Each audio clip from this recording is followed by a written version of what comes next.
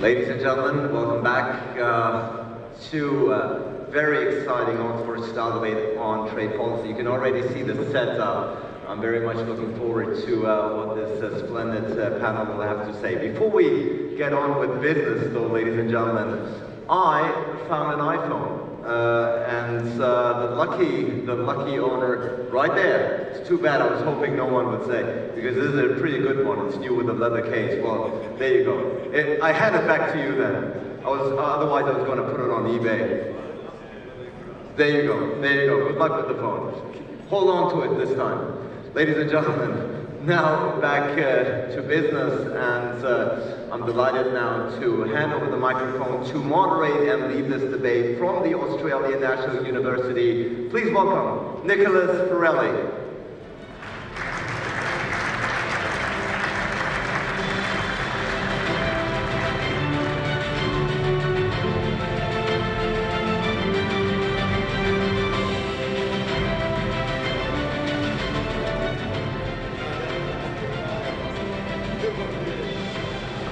Guten Tag, meine Damen und Herren. Selamat siang, Ibu dan Bapak yang terhormat. Good morning, distinguished guests, ladies and gentlemen. My name is Nicholas Farrelly. I'm the Associate Dean of the Australian National University's College of Asia and the Pacific. It's my honour to moderate the very first Oxford-style debate in APK history.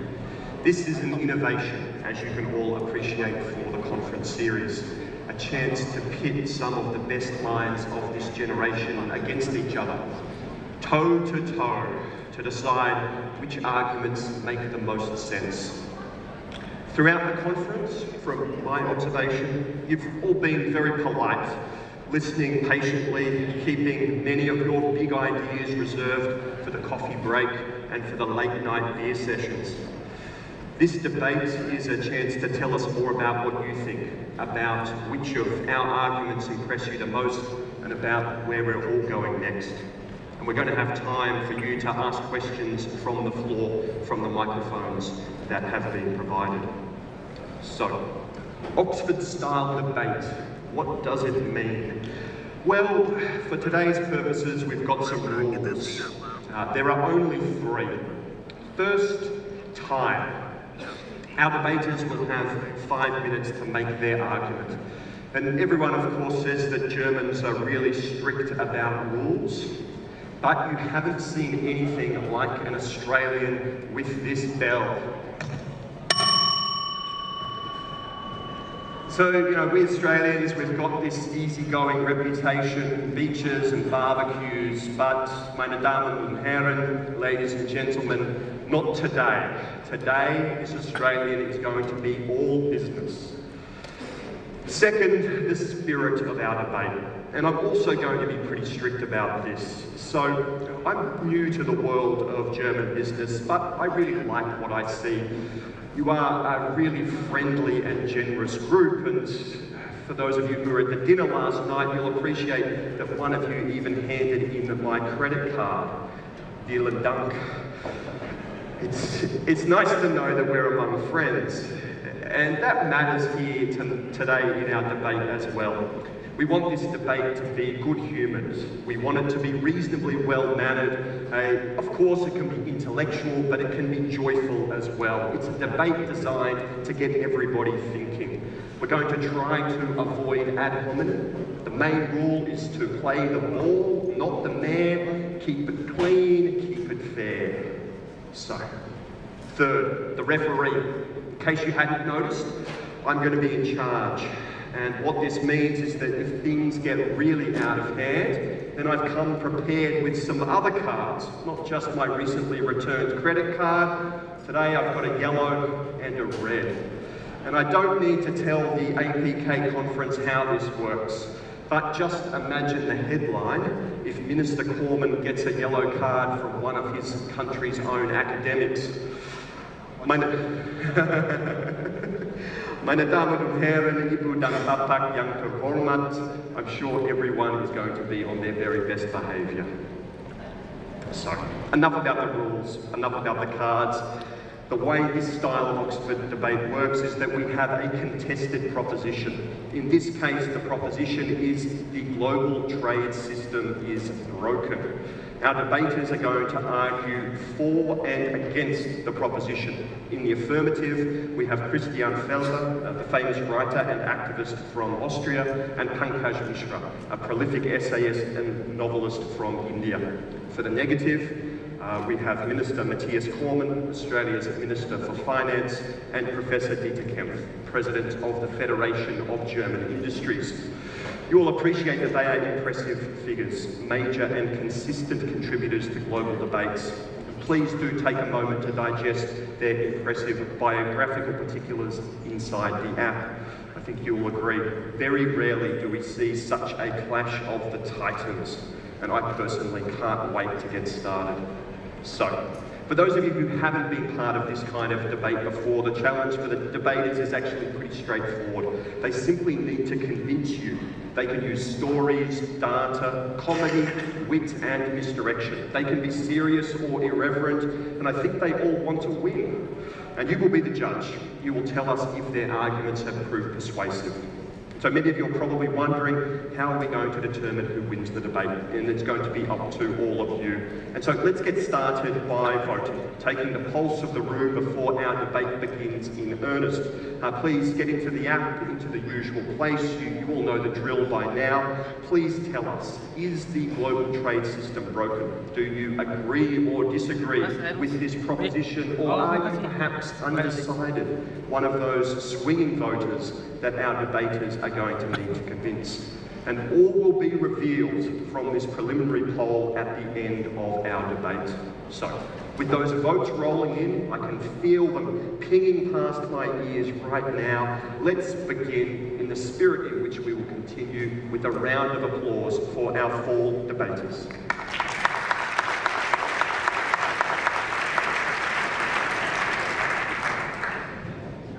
And now, ladies and gentlemen, the debate begins. For the affirmative, our first speaker, Christian Felber, will open by arguing for the proposition that the global trade system is broken. You all know the rules. I have the bell. Our speakers will get a warning at 4 minutes, and then at 5 minutes, they will be closed down. I have my cards. Christian, please take the lectern.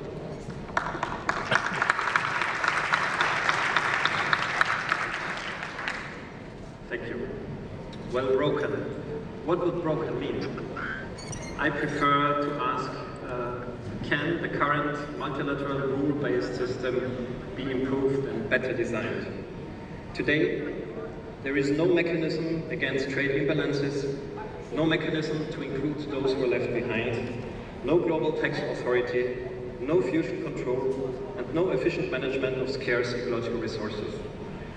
I will offer 5 points where the current system is flawed and where it can be designed in a better way. First, a mechanism against trade imbalances. Only when countries have even trade balances, more or less, everybody can be a winner. Ricardo had in mind the universal good of the whole. To make global trade work for the common good, a balancing mechanism is needed as a design element. Such an element was proposed by John Maynard Keynes in 1944, but it was rejected by the United States. Ironically, today, the US would be its most benefiting country. And they might have not got Trump with it. Keynes' idea was designed in line with Ricardo against mercantilists who get rich at the cost of others. Germany would have to pay indemnization to the United States, as America first is a slogan and Germany first is a fact. Or Germany would have to leave some successful export branches to deficit countries, what the idea of comparative advantage actually is. Germany today is benefiting from absolute advantage. This is not Ricardo. Interestingly, Peter Altmaier referred to Ricardo incorrectly. He used the term competitive advantage instead of comparative advantage. Maybe a Freudian slip, as legitimizing Germany's export championship with Ricardo brings along a competitive advantage in the political discourse. Keynes argued his proposal not in the first instance with economic stability, but with the conservation of peace. So maybe Thomas Lambong was not so wrong yesterday when he warned that a trade war could suddenly turn into something worse. Keynes' idea would have effectively prevented trade wars. 2, free trade shall be voluntary trade. Every country shall have the freedom to be as open or as protected as it wants to be. No trade agreement shall force a country to be open. Then it's not free trade, but enforced trade and coercion by international law and courts. Surplus countries demanding openness from deficit countries contravenes the spirit of a social and solidary market economy. It's more. Looking at history, it's hypocritical. In the German tariff union in the 19th century, industrial tariffs rose as high as 60%. I recommend the book Kicking Away the Ladder by Ha-Joon Chang from Cambridge University. 3, the blind liberalization of financial markets is another design failure. As a consequence of that design failure, Southeast Asia was hit by a financial tsunami in 1998, and only the GDP of Indonesia shrank by 14% in 1 year. A global tax coordination and financial supervision authority could prevent banks from becoming too big to fail, close shadow banks and tax havens, and give long-term reinvestment priority over short-term capital flows, starting with a financial transaction tax. Free movement of capital without any differentiation is a flawed design.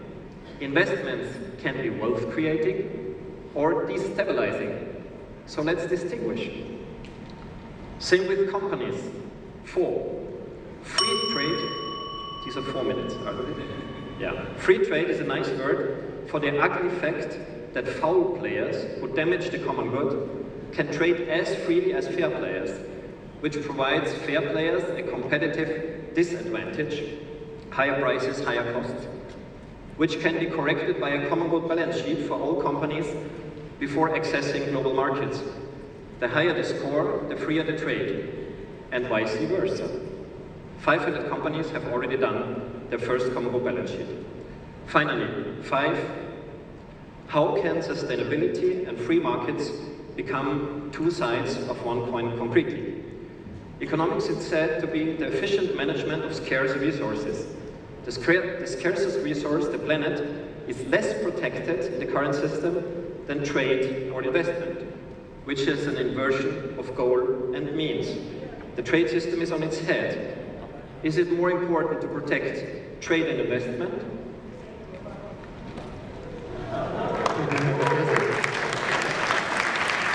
Or humans of the planet? A possible solution are ecological human rights. All products get an ecological price, for instance in carbon units, and all humans get a limited yearly consumption right. How we spend our budget is up to our personal freedom. Markets will do the rest. These are just a few examples how we can improve the current design, the current multilateral rule-based system, and design it better. Peter Altmaier said yesterday he does not see any valid alternative on the horizon. This is political and mental protectionism of the status quo. There are many more alternatives than I could say in 5 minutes. Let's be open-minded enough to at least discuss them.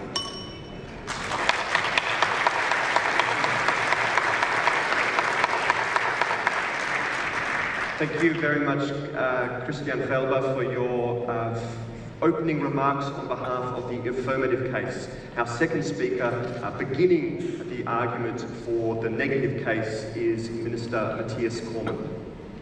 Ladies and gentlemen, the rules-based global system is clearly not broken. The case against free and open trade has clearly not been made. In fact, the opening speaker did not agree with his core proposition that the global trading system was broken, because he sought to reframe the debate in needing to improve the system, a proposition that I, of course, readily agree with. And of course, at the end, he looked down under. He looked down under to Australia, which is, of course, one of the great global success stories when it comes to open markets and free trade. Ladies and gentlemen, the global trade of goods and services and global investment flows are stronger than ever. And if any of you do not believe that, why on earth are you here? I'm sure you're here because you want to do more business. Not just with yourself, not just with customers in your own country. You want to do more business with customers all around the world, preferably as many of them as possible. 98% of the $23 trillion US in global trade flows was transacted by members of the World Trade Organization. So do you want to do business with 98% of the world or with the 2% of the world? Your choice. A trading system based on might and power rather than agreed rules would leave most countries and their peoples worse off. Okay. As I've said, the WTO is not perfect and there are a number of areas where we can make it work better. And Australia is certainly directly involved in those discussions to make that happen. But let's not kid ourselves. The debate about the WTO for many is largely a proxy argument for the much older debate about free trade versus protectionism. And that, of course, is a debate that's been underway for certain centuries.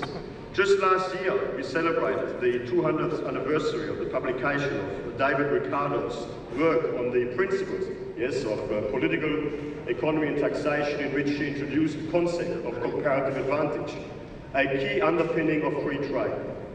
The free trade versus protectionism debate has dominated Australia in our history too. And I concede that for the first 8 or 9 decades of the 20th century, Australia embraced protectionism. And that made us poor. We had export controls, tariffs, quotas, and many other forms of restrictions, and that held Australia back. Indeed, for decades, until the 1960s, we had an export ban on iron ore. So what happened? We didn't sell any iron ore. In 1960, that was lifted. Now the export of iron ore went from 500 tons in 1960 to 850 million tons today, or $65 billion worth of Australian products being sold to the world. $65 billion that the Australian people would be missing out on. As recently as in the 1980s, Australia was still using quotas to protect our textile, clothing and footwear sector. These quotas were so restrictive that there was only one imported shoe per person. One imported shoe per person. Think about that. And of course, we were not the only ones. The US had similar quota limits. In fact, in the US, they were only able to get 2 foreign peanuts per person or 1 pound of imported cheese per year. The impact of protectionism is not just that it limits the choice of foreign products. By limiting competition, the quality of goods was lower and the price was higher. And the national economy was demonstrably weaker, less efficient and less resilient. Our addiction to restrictive trade policies caused Australia to slip from being the world's wealthiest country in 1930, measured by GDP per capita, to only 15th by 1990. But we saw the light. In the late 1980s and the early 1990s, we changed course. Both sides of politics in Australia realised that restrictive trade policies harmed us rather than helped average Australians. Protectionism reduced living standards, and we have opened ourselves up to the world. And now, 27 years of continuous growth, Australians today are better off than they've ever been, and our economy is stronger, Australians are better off. And let's compare 2 distinctive periods in Australia's economic history. During the period 1960 to 1991, 6 economic recessions. Since 1990, not a single one. But since 1990, Australia has embraced trade liberalism. Our goal has been to embrace competition, not to shirk from it. Because global trade works.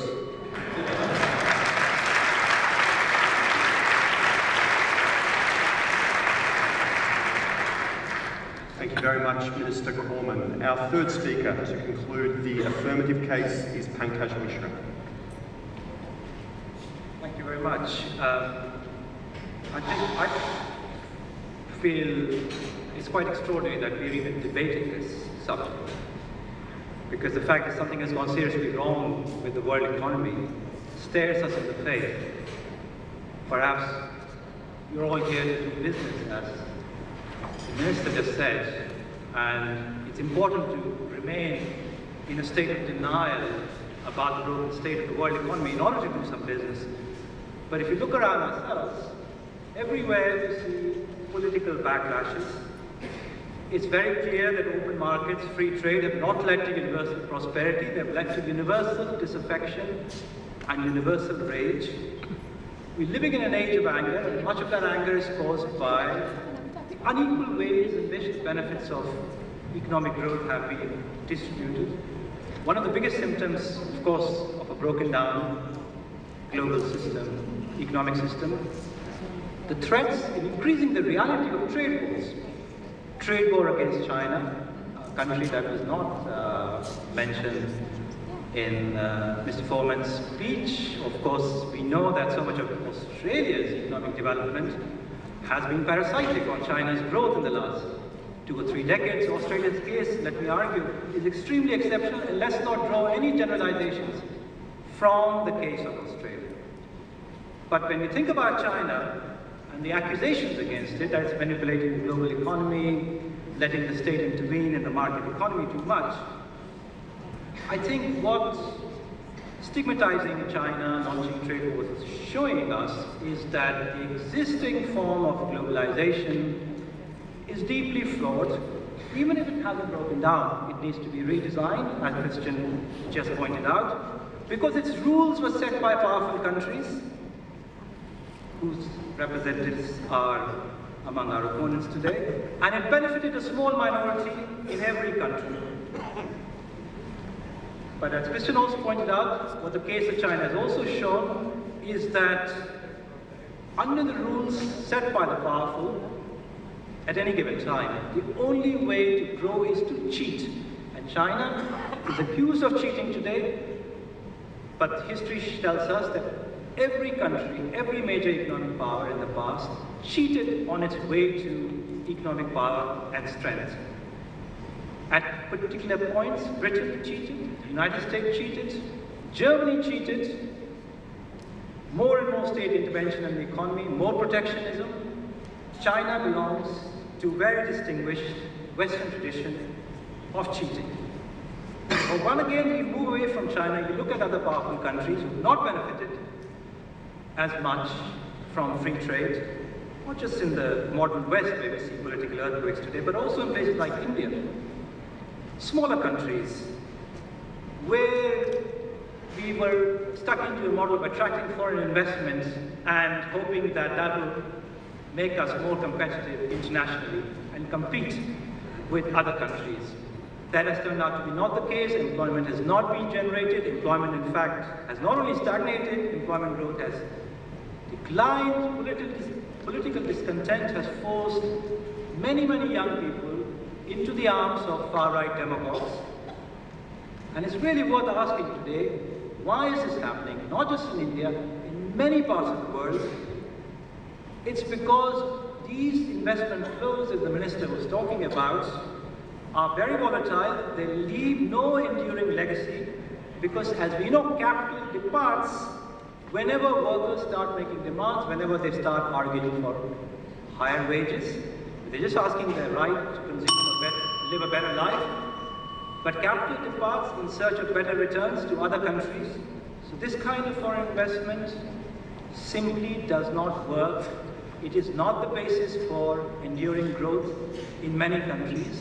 And that is why you fail to find, outside of China, in most parts of the developing world, any strong basis for sustainable economic growth.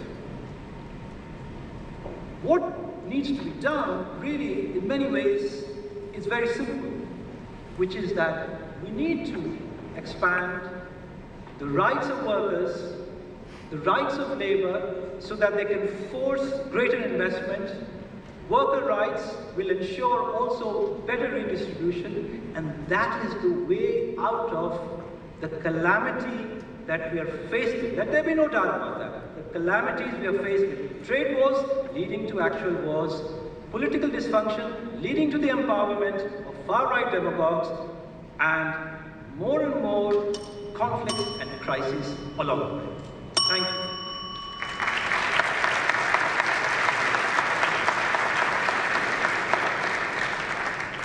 Thank you very much, Pankaj Mishra. Our final speaker, the second speaker for the negative case, rounding out our debate, is Professor Dieter Kempf. Thank you. Ladies and gentlemen, it would probably not surprise you that the president of the Federation of German Industries is a staunch supporter of free trade, and I'm supporting free trade not only because it's my job as the president of BDI, but because I'm also personally convinced that it's the best system. Let me respond directly to my fellow panelist, Pankaj Mishra. He claims that we in the West set up the rules to our benefit and got big by a kind of protectionism in the last centuries. Who are we now to now preach to all the others that they should have free trade?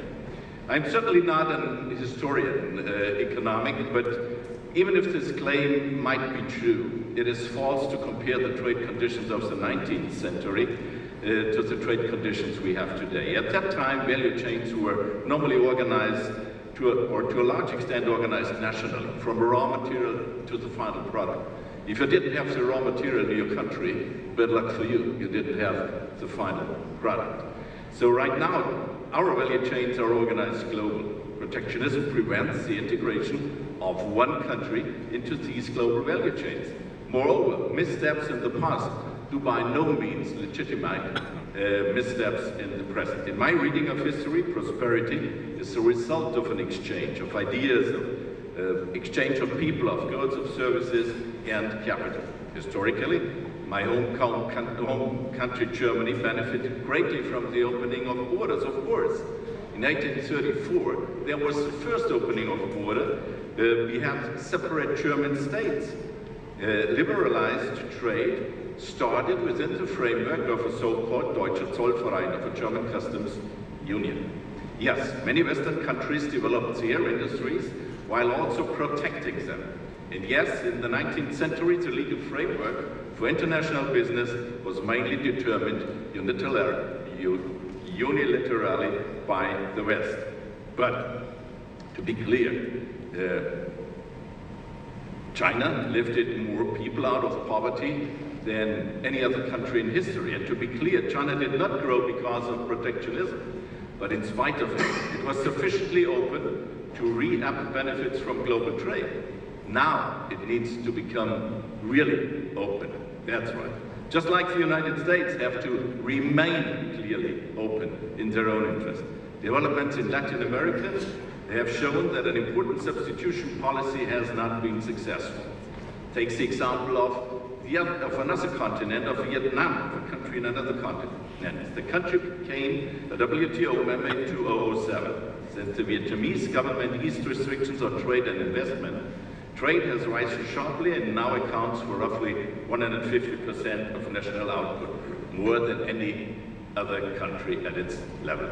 Let me make one point very clear. History does not prove the success of an active state, but it does show the success of a regulating state. Without rules, the invisible hand of the market cannot create prosperity. In Germany, these rules are called Ordnungspolitik, or if you want, Soziale Marktwirtschaft, one of the foremost and founders being Ludwig Erhard. A social market economy keeps social peace.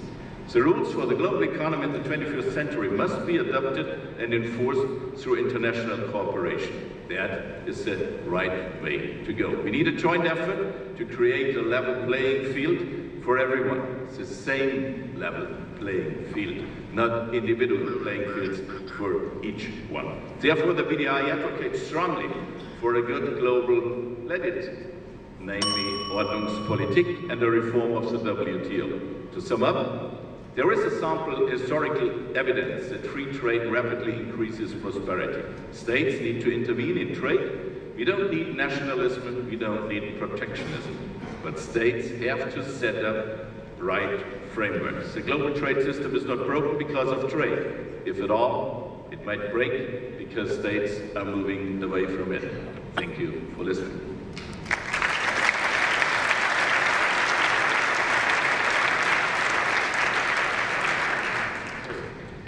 Ladies and gentlemen, I feel the confidence of the negative side. Professor Kempf didn't even use all of his 5 minutes. What does this tell us? Thank you, Minister Cormann. You'll both have a further opportunity in a moment to respond to what we've heard from the affirmative case. But